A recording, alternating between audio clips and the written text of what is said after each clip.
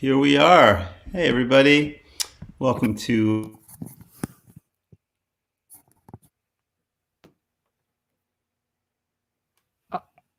I lost my audio.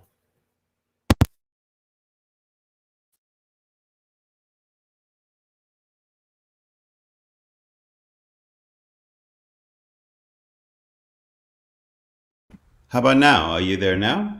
Okay, let's start again. Somehow things got muted. All right, we're all good. I'm introducing my friend Tony Levin, who is joining us. We're both at our own homes today, and very happy to have him with me today. As many of you know, we just finished and released a new album, the LTE3, 22 years in the making or waiting, however you want to look at it. But there's so much to talk about with Tony. We're not going to sit here all day talking about it, but we will give you some time. We're excited to do some sharing and tell you about a bunch of the things that are going on. So welcome, Tony. How's it going? Now I lost your audio. Yeah, you must be muted. Okay, I'll sing a little song while you're unmuting your microphone. Low down down do down down do do do do do do do do do do. La da dum. I like that riff. What? Yeah, I think your mic is not connected. So on your end, can you hear me? Your mic might not be connected on your end. All right, he's working it out. Technical problems. That's the age that we live in.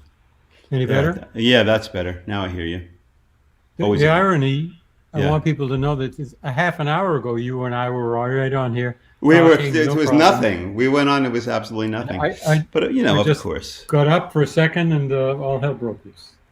Yeah, Microphone. what was it? I think it was Jimmy T, who is our engineer, of course, for Liquid Tension and Dream Theater. But he was saying the new sound checks are the sound checks on these chats. Streaming sound checks. That's what it is. Yes. But of course, our sound check went beautifully. And I don't usually do them for these kind of things. It was perfect. And I did go up to as I was hearing that piece, Yeah. I went up to grab my false beard, my Petrucci beard. Oh, you should. I have thought it that, might be yeah. called for. Right. And I Knocked lost into my audio because of that. Who knows? You why. see, that's a message from above. Yeah, lay off the beard. Well, maybe you'll be wearing the beard. You'll be drinking some bourbon, and next thing you know, it'll be very All good. Petrucci Let me say like. about the album. Like you said, we're going to talk about it for a whole hour. But very pleased. We're all very pleased with the way it came out, and the release has been terrific. The record company is. It's a long time since I worked with a record company at all, actually, on a release. Yeah, right. And it's wonderful to see how an organized professional label can really get some amazing stuff out, including I just got a couple of days ago received the packaging, the different formats that it's available, and they're to me they're amazing. There's more than an LP. Can't even follow it all. It's wild. I mean, it Blu-ray makes you, and DVD. yeah, it makes you like want to have the physical merchandise. I mean, it's like, wow, it makes me wonder what other physical merchandise is out there that I'm missing out on. Not that I have any way to play the vinyl or even the Blu-ray. I don't have any of these things. I listen to music. I've become a vinyl guy. I set up really a couple of years ago in my storage place. I set up a very nice listening thing with a nice hi-fi and record player. Oh, that's so fantastic. I can finally play those albums that I made. Even my own albums, I put them out in vinyl without having heard them.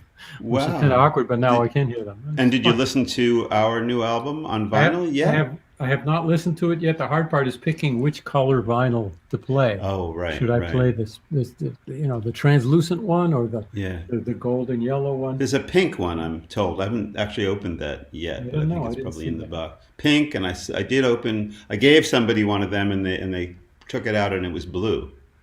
Oh. And I was like, well, where's the pink? Because I heard about that. I think the expression is it's a collector's item. There you go. A pink labeled blue. Right. Anyway, lots of cool physical merchandise for sure. I'm blown away. I mean, honestly, part of what makes the packaging special, and maybe some of our viewers know about this, but some don't, is that Tony took all the pictures Oh, while we yeah. were in the studio. So there's a ton of pictures because he's always busy with his camera doing cool stuff. And those pictures were a big part of the whole packaging and Thank you. presentation. And Maddie, our studio manager, is a very capable photographer himself. So sometimes, if I'm in the picture, then I set it up and I handed the Yeah. camera to him, and he very Yes. capably went. Yeah. No. I don't want to take all the credit because he took the pictures Right. if Right. I'm in it. Yeah, it's awesome. So, one of the things, we've both been doing so many interviews. We were talking about this when we were getting set up, and our mics were both working perfectly. And I was about to tell you that the day after I had a second vaccine, and the day after my vaccine, I had scheduled interviews, but I didn't anticipate how crappy I'd be feeling. Bad idea. It was hard. I started actually in the space that I'm up right here, and then halfway through the second interview, I went upstairs and I lay down for them. Wow. What a trooper that you kept doing them. I'm impressed. Yeah, I was just like, my body hurt. Oh, But yeah. thankfully get it, but Brutal for some people, very brutal. yeah, yeah, Yeah. it was definitely I something. keep seeing these, I'm sure you're used to it, Jordan, but I keep seeing captions of people making comments or questions. Yeah, if And there's I, anything you want to respond to, you can. But what happens is we can lift the ones that that Danielle is actually doing that. She's just okay. lifting ones that she wants to put on the screen for everybody, for us to see, and that's kind of Well, one of the nice things about StreamYard. mostly I want to say thank you to the people who are complimenting me and the people who I'll say love thank you. you to this person. It says, I love you, Jordan. Thank Oh. you very much. Oh, I wrote Yeah, that. yeah, right. And I wrote the one to you, Thank you. actually. Never a bad idea. Right, right. Let's see. No, we People in won't. Chile. Yeah. From Chile, we won't wait another 22 years, I'm sure. We have no No. plans. We haven't discussed the future, but it's a great vibe being back together and having an album out. We will not wait 22 more years for a number Yeah. of reasons. That's the yeah, right. But I mean, that's the one thing we kind of established, is that we would not wait that long Oh, did we? before Oh, I forgot before that. you weren't in the room at that point. You But went I to the agree. bathroom when we said I that. agree. It's a great idea. Yeah, I mean, we were kind of on a roll. One of the funny things about the sessions for me were that this 22-year thing, it's insane. I mean, we worked together in the course of that and other things which we can mention, talk about, but we weren't in the studio together. No, We weren't in the same room.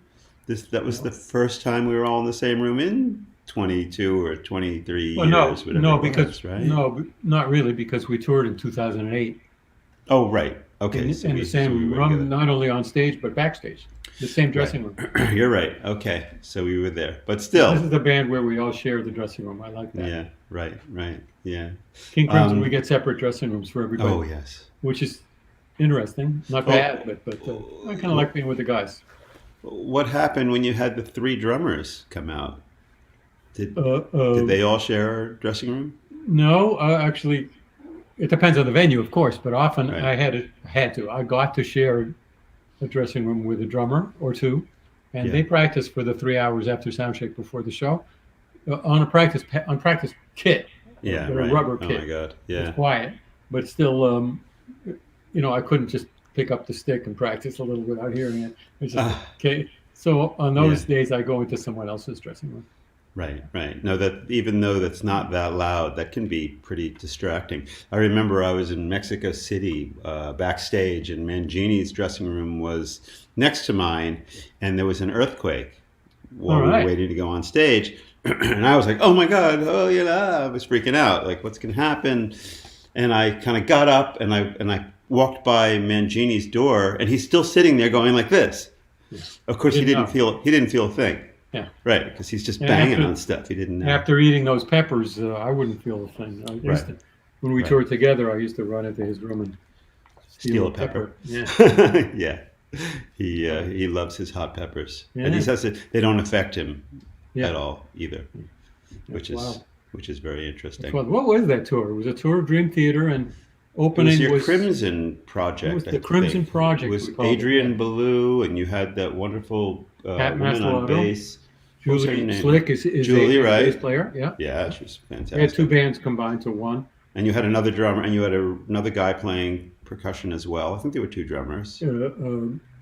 Yeah, Tobias Ralph Tobias, okay. and Pat Mastelotto, Julie Slick, Adrian Ballou, Marcus Reuter, our very excellent stickman, Right, excellent right. touch guitar Yeah, player. Yeah, that was fun. right. We kind of playing 30, 35 minutes a night is not Yeah, what we're used to, and you get into the groove of it after a while. But it's funny how drastically different that is than doing your right. normal couple hours. Right. At It's least an adjustment. at least your hands don't get tired, right, from playing a few shows in a row. Really.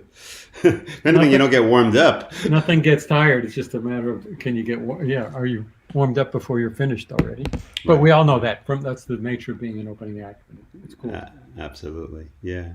So anyway, so we finally got in the studio with LTE after a really really long time. One of the things that people want to know is like after all that time we walked in the room, and my memory is that we hardly even like really said hello. It's more like we came in, we went to our instruments, and we started to play. Right? Well, yeah. What was your First of all, I'd like to tell people we came in the evening before or the afternoon before. Arrived in the afternoon before I had a long drive, Oh, okay. and to set up the instruments. That's Mm, a, a task that takes a few hours and get the lines straight. And Jimmy, the engineer, and Maddie, the manager, were great. They were very organized about it. So mhm. when we did come in, maybe 10 or 11 in the morning for the first day, we did pretty much say hi, and then we went in the studio. Yeah. And the amazing thing, I've said many times, is it was exactly like it was the first time. It was exactly like 22 years before we started playing. Jordan Right. said, "I got this idea," and immediately John knew it by heart. Right, right. And I couldn't even play it. And I got the pencil out and I'm trying to write it down. Uh, And then John said, "Well, and then let's go to this." And then Mike said, "Well, wait a minute. What if it's in 5 instead of?" And boom, right, boom, right. boom. And Uh, the 1 minute idea becomes 5 minutes, becomes 12 minutes. And you suddenly, at the end of the day, you have a liquid tension extravaganza that goes in all kinds of places. And I'm still writing, by the way, I'm still trying to write that first line down. Although occasionally you guys very kindly yeah. turn to me and say, just play a heavy rock bass line and we'll solo over it. And then, oh yeah, And that's then you're fine. there. Yeah, Oh, yeah. Oh my God. Well, so, but that was the way it was early too. Just popping ideas. We stack them onto each other. Everybody's good at.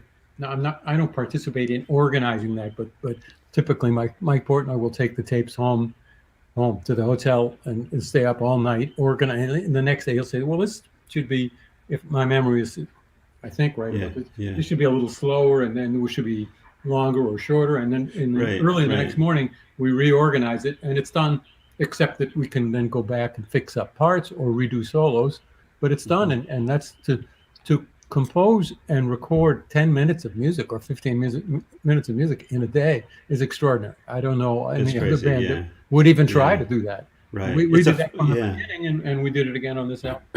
Right. It's a funny, we've kind of been put in a situation where we can do a lot of reflecting because it's interesting to compare like where we were and then where we are now and how it changed. And we certainly had a lot of time to kind of think about it, and being all together again after so long made me like, and seeing like the incredible anticipation and the love throughout the years made me really think about, okay, well, there's a lot of musicians out there, but what is it about all of us that people are really responding to?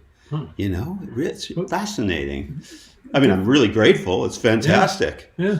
But what made me think about that is I think one of the things is that it's a very interesting combination of talents. When we all get together, like you said, like we come in the next morning, and then one guy says, we played that part too slow, or this part should go there. I mean, a lot of that kind of architectural stuff is really like kind of a Mike or even John type of a thing. They're very like, even when I joined Dream Theater, I noticed that like I'm throwing ideas. There's no shortage of ideas, and they're already thinking about, well, if we do that part, then maybe we need to repeat that part and do this part again. And even though we're not dealing with song format, we're dealing with these things, but there's still a lot of architecture that goes into it, and it goes into it really quickly.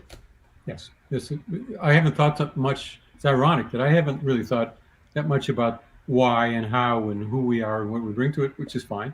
But everything you say, I agree with. It's true, and it is a unique. I guess every band is a unique combination of abilities and personalities. But this one has its own thing, and it leads to the music. It leads to nothing but the music that we do. I think I remember that on the first album, very briefly, somebody, maybe Mike, said, let's play a Latin thing. And it was just so wrong. We did it, but I think largely due to me, but it was just so like, I was thinking of a different kind of Latin. And we spent maybe 3 minutes of our month wasting time on that. And then everybody said, okay, let's go back to what we're doing. So, and it's not that we can't all play. When you think about it, each of us could play a number of styles.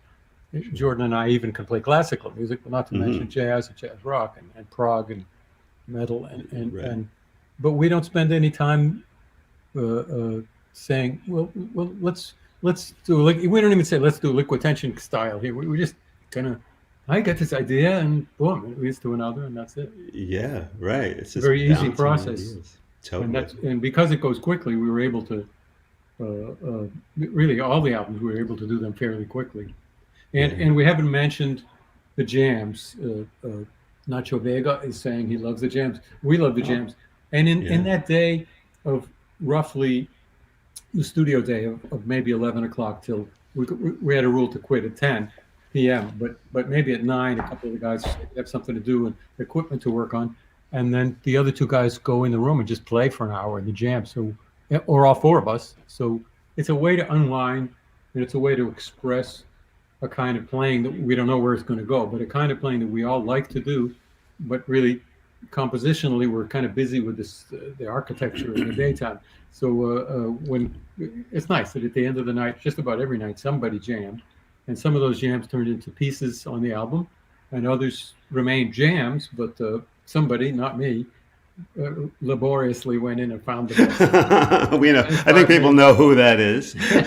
Only one guy who has the patience for that in this operation. The 2 P's, right? Yes, absolutely. Yes, and totally. The 2 P's in every way. Yes, right, right. So we need that, and when we tour, and we will tour in the future sometime, and when we toured in the past, we got to jam a little bit. It's a good combination. It's a combination that works for us, and I feel like we're not overwhelming the fans with too much improv on the album, but we're doing the amount that we want to do. Right. I mean, the main album is mostly composed material, not all by us, because some of it is Gershwin. Hey, listen, it's time for us to actually say goodbye to our YouTube and our Facebook people, although it was wonderful hanging out with them. Thank you for being here. If you guys want to follow more about our chat, come join us. You can ask questions and everything on the Patreon. The link is right on the screen in front of you. And Tony and I are going to continue talking. Am I one of those? Should I leave? I think you should stay so we can start again. I'll stay. Anyway, cool. All right, so everybody, we'll see all of you at some point in the future, and now we're just going to move to Patreon only, and we're going to make the big